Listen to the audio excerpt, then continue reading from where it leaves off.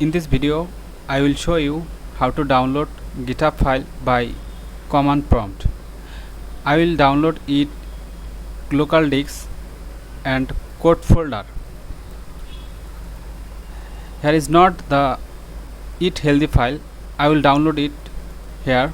For that, I have to click code, then copy, then press the Windows button and write CMD, then okay.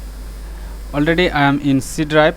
Now I have to change the directory. CD means change directory, then enter, then code folder.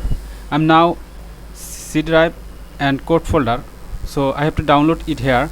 So that I have to write it git clone, then already I copied from here, then I have to paste it here, then enter. It's getting download. Then if I check it here, it healthy file created and it's getting download.